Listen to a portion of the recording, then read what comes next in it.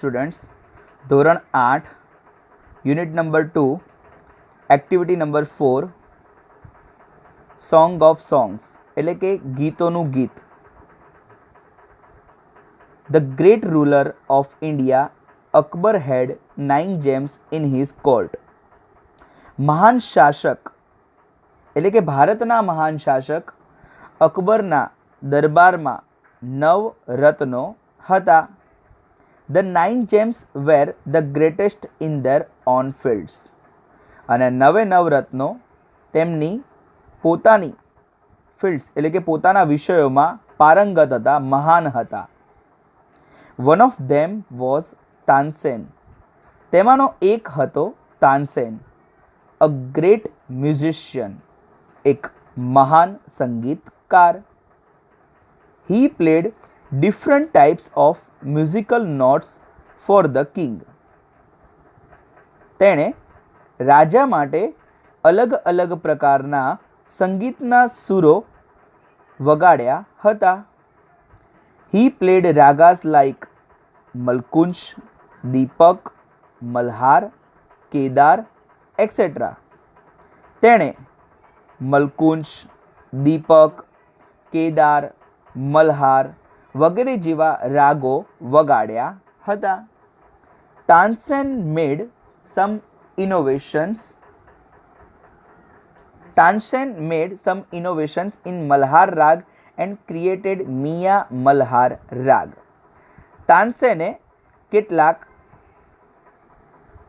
મલ્હાર રાગની અંદર ફેરફારો કર્યા હતા અને એક નવો જ રાગ બનાવ્યો હતો જેનું નામ હતું મિયા મલ્હાર રાગ.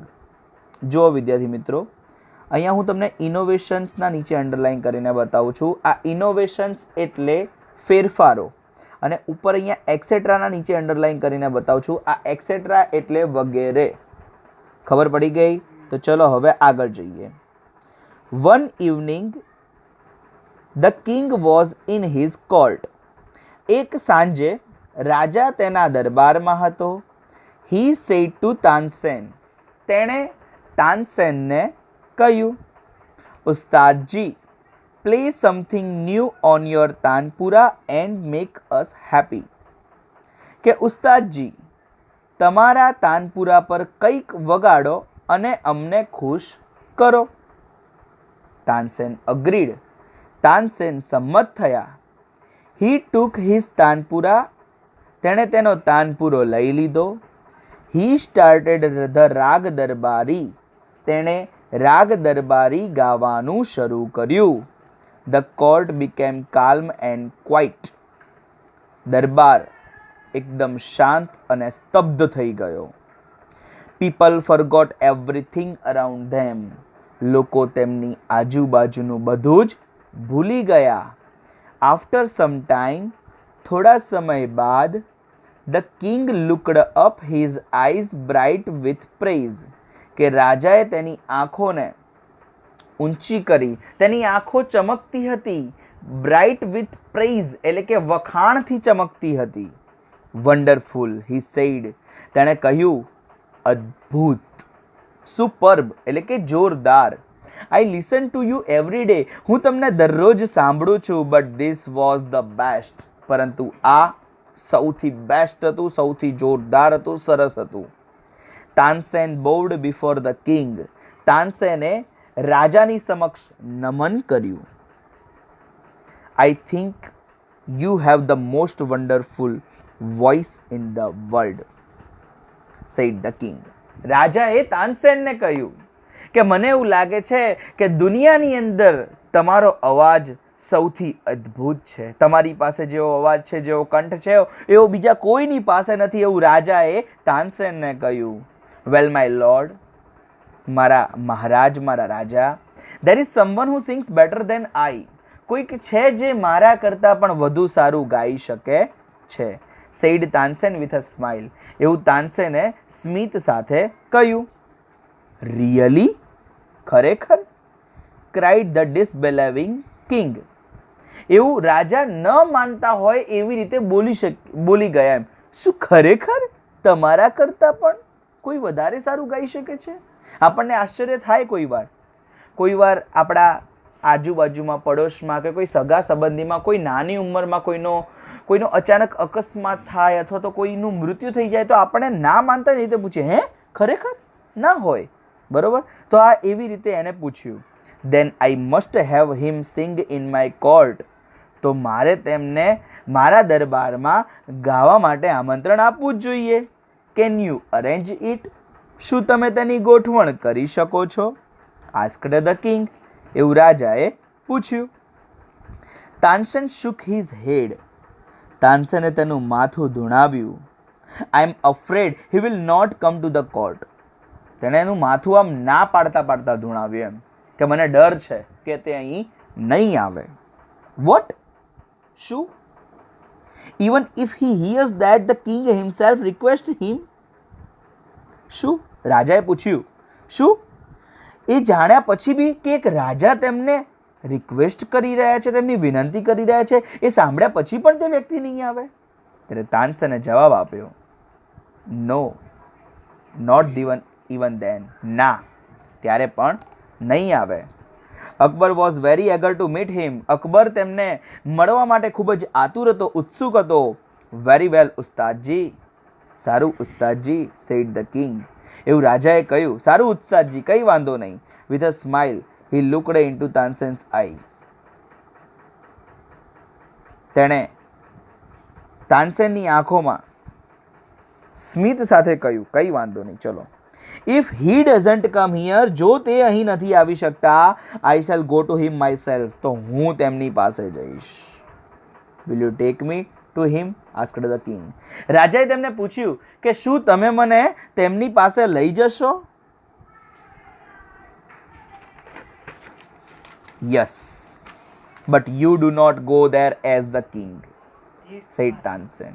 હા, પરંતુ તમે ત્યાં એક રાજા તરીકે નથી જઈ શકતા, એવું તાનસેને કહ્યું. તાનસેન જે સિંગર હતો, જે ગાયક હતો, જે મ્યુઝિશિયન હતો, સંગીત શાસ્ત્રી હતો, તેણે રાજાને, અકબરને કહ્યું કે તમે ત્યાં એક રાજા બનીને જઈ શકતા નથી.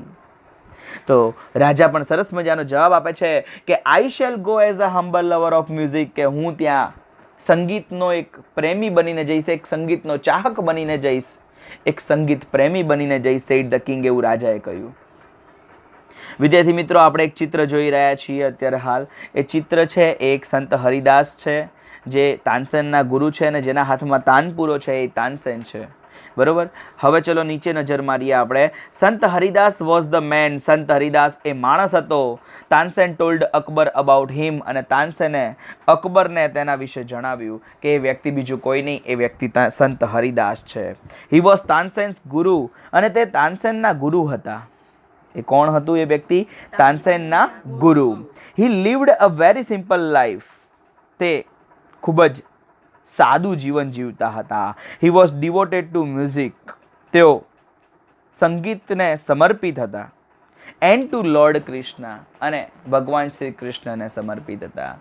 કેટલાક લોકોનું જીવન છે ને એ અલગ અલગ જગ્યાએ સમર્પિત હોય છે. જેમ કે એવું કહી શકાય કે તમારા મમ્મી પપ્પાનું જીવન એ તમારા માટે સમર્પિત છે. તમારા મમ્મી અને પપ્પા તમારા માટે રાત દિવસ મહેનત કરીને પપ્પા કે ભાઈ કેટલાક લોકોનું જીવન હોય એ બીજા લોકો માટે સમર્પિત હોય. જેમ કે તમારા મમ્મી પપ્પાની આપણે વાત કરીએ, બરોબર? તો તમારા મમ્મી પપ્પાનું જીવન તમારા માટે સમર્પિત છે, બરોબર? તમારા પિતાજી સવારથી લઈને સાંજ સુધી જે પણ નોકરી કે ધંધો કરતા હોય શેના માટે કરતા હોય છે? કે મારું બાળક સારું ભણે, એના જીવનમાં સારું આગળ આવે, એના માટે, બરોબર? તો તમારા મમ્મી પપ્પા તમારા માટે જેમ સમર્પિત હોય છે, એમ આ સંત હરિદાસ જે હતા એ મ્યુઝિક એટલે કે સંગીતને એન્ડ લોર્ડ કૃષ્ણ એટલે કે ભગવાન શ્રી કૃષ્ણને સમર્પિત હતા. હી લીવડ ઇન વૃંદાવન. તેઓ વૃંદાવનમાં રહેતા હતા. ઇન અ હટ એટલે કે એક નાનકડી ઝૂંપડીમાં રહેતા હતા. On the bank of river Yamuna. અને તેઓ યમુના નદીના કિનારે રહેતા હતા. His disciples was Baiju Bawra and Tansen. આ યાદ રાખજો, આ ડિસાઇપલ્સ એટલે શું થાય? ડિસાઇપલ્સ એટલે શિષ્યો થશે, કે તેમના શિષ્યો બે હતા, એક બૈજુ બાવરા અને એક Tansen. When Tansen and the king reached the place. જ્યારે તાનસેન અને રાજા બંને જણા એ પ્લેસ એટલે કે જગ્યા પર પહોંચ્યા ત્યારે સંત Haridas was busy with his daily routine. ત્યારે સંત હરિદાસ તેમના રોજિંદા કાર્યોમાં વ્યસ્ત હતા, બિઝી રૂટીન, ડેલી રૂટીનમાં બિઝી હતા, વ્યસ્ત હતા. હી ગ્રીટેડ બોથ, તેમણે બંનેનું અભિવાદન કર્યું, બંનેનું સ્વાગત કર્યું. When they requested him to sing, અને જ્યારે તેમને ગાવા માટે રિક્વેસ્ટ કરી, વિનંતી કરી, ત્યારે હી સ્માઇલ્ડ એન્ડ સેડ, ત્યારે તેમણે સ્મિત કર્યું અને કહ્યું, I am not a great musician, હું કોઈ મહાન સંગીતકાર નથી. આઈ સિંગ એઝ યુ સિંગ, હું એવી રીતે જ ગાઉં છું જેવી રીતે તમે ગાઓ છો. I left singing many days ago, મેં ઘણા દિવસો પહેલાં ગાવાનું છોડી દીધું છે. સો આઈ કાન્ટ સિંગ પ્રોપરલી, તેથી હું બરોબર ગાઈ શકતો નથી. Tansen his favourite disciple, Tansen his favourite disciple, કે તાનસેન તેનો એક માનીતો શિષ્ય કહેવાય એ હતો, છતાં પણ તે જાણતો હતો, could not persuade him to change his mind, તે જાણતો હતો કે તેના ગુરુનું મગજ, તેના ગુરુનો જે વિચાર છે હવે તે ચેન્જ કરી શકશે નહીં, બદલી શકશે નહીં, તેના ગુરુનો જે નિર્ણય છે તે બદલી શકશે નહીં, એ જાણતો હતો.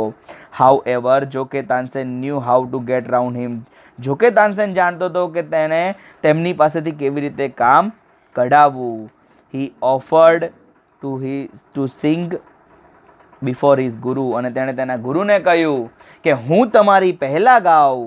દેન એઝ તાનસેન સેંગ, અને ત્યારબાદ તાનસેને ગાવાનું શરૂ કર્યું. He made some mistake again and again, અને તેણે કેટલીક ભૂલો વારંવાર કરવા લાગ્યો. That's not the right note Tansen, cried his guru, અને તેના ગુરુ બોલી ઉઠ્યા કે તાનસેન, આ સાચો સૂર નથી. What has happen to you, તને શું થઈ ગયું છે? સેડ હિઝ ગુરુ, તેના ગુરુએ કહ્યું.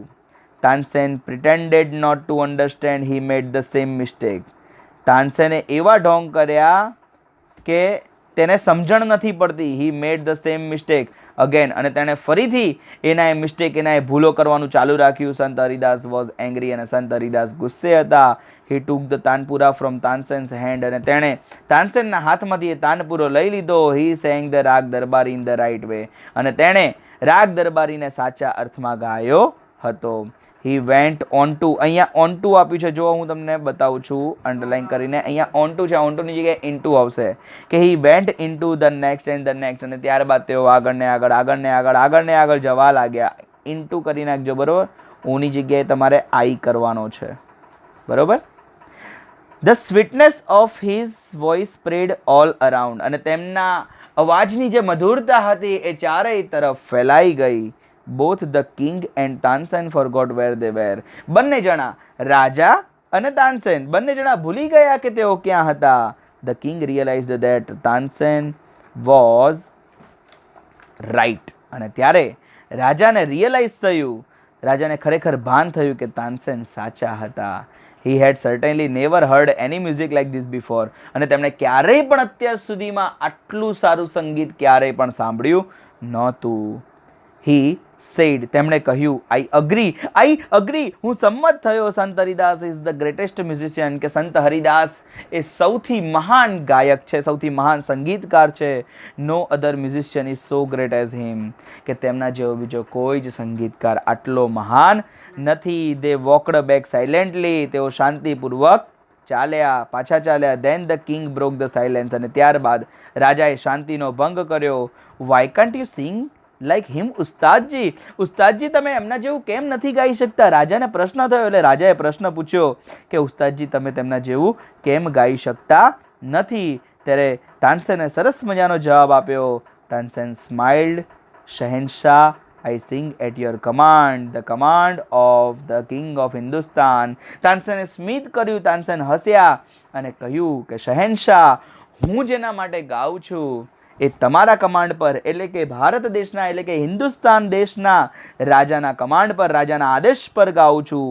But Guruji sings for the one who is the king of Kings, પરંતુ ગુરુજી એના માટે ગાય છે જે રાજાઓનો પણ રાજા છે, એટલે કે ભગવાન શ્રી કૃષ્ણ માટે ગાય છે. તો આ હતી તમારી translation activity number 4, songs of songs.